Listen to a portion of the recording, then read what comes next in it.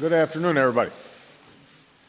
Before I announce a significant new investment we're making in clean energy, I want to give an update on a matter of concern to every American. That's our employment picture. The jobs numbers that were released by the Labor Department this morning are a reminder that the road to recovery is never straight, and that we have to continue to work every single day to get our economy moving again. For most Americans, and for me, that means jobs. It means whether we are putting people back to work. Now, job losses for the last quarter of 2009 were 1/10 of what we were experiencing in the first quarter. In fact, in November, we saw the first gain in jobs in nearly 2 years. Last month, however, we slipped back, losing more jobs than we gained, though the overall trend of job loss is still pointing in the right direction. What this underscores, though, is that we have to continue to explore every avenue to accelerate the return to hiring, which brings me to my announcement today. The Recovery Act has been a major force in breaking the trajectory of this recession and stimulating growth and hiring, and one of the most popular elements of it has been a clean energy manufacturing initiative that will put Americans to work while helping America gain the lead when it comes to clean energy. It's clear why such an effort is so important. Building a robust clean energy sector is how we will create the jobs of the future, jobs that pay well and can't be outsourced. But it's also how we will reduce our dangerous dependence on foreign oil, a dependence that endangers our economy and our security. And it is how we will combat the threat of climate change and leave our children a planet that's safer than the one we inherited. Now, harnessing new forms of energy will be one of the defining challenges of the 21st century.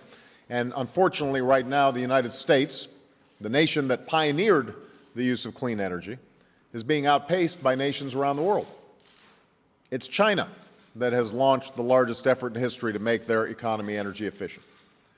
We spearheaded the development of solar technology, but we've fallen behind countries like Germany and Japan in producing it.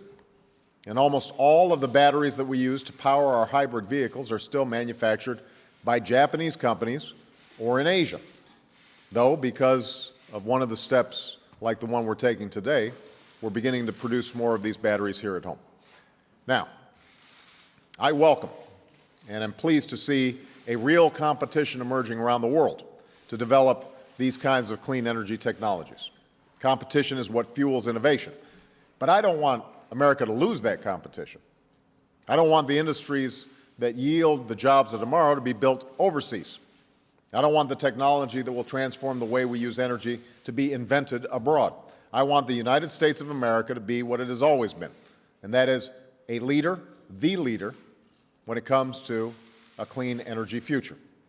And that's exactly what this Clean Energy Manufacturing Initiative will help us do. It will help close the clean energy gap that's grown between America and other nations. Through this initiative, we're awarding $2.3 billion in tax credits for American manufacturers of clean energy technologies, companies that build wind turbines and produce solar panels and assemble cutting-edge batteries. The initiative we're outlining today will likely generate 17,000 jobs, and the roughly $5 billion more that we'll leverage in the private sector investments could help create tens of thousands of additional jobs. At the same time, this initiative will give a much-needed boost to our manufacturing sector by building new plants or upgrading old ones. And we'll take an important step toward meeting the goal I've set of doubling the amount of renewable power we use in the next 3 years with wind turbines and solar panels built right here in the U.S. of A. Put simply, this initiative is good for middle-class families, it is good for our security, it's good for our planet. Over 180 projects in over 40 states will receive these tax credits. And one of them is TPI Composites, Inc., which is based in Newton, Iowa, one of America's leading wind turbine manufacturers. And because of these tax credits, TPI Composites will not only be able to expand an existing facility in Newton, they'll not only be able to build a brand new facility in Nebraska, they'll also be able to hire over 200 new workers.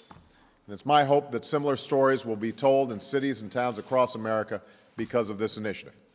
In fact, this initiative has been so popular that we have far more qualified applicants than we've been able to fund.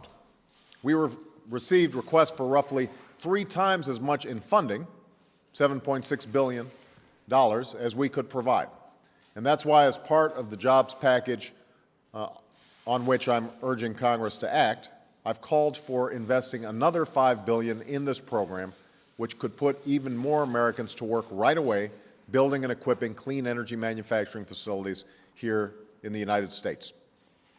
You know, in the letters that I received at night, and many of you know I get about 10 letters a night that I take a look at, I often hear from Americans who are facing hard times. Americans who've lost their jobs or can't afford to pay their bills. They're worried about what the future holds. I am confident that if we harness the ingenuity of companies like TPI Composites, if we can tap the talents of our workers and our innovators and our entrepreneurs, if we can gain the lead in clean energy worldwide, then we'll forge a future where a better life is possible in our country over the long run. That's a future we're now closer to building because of the steps that we're taking today. Thank you very much, everybody.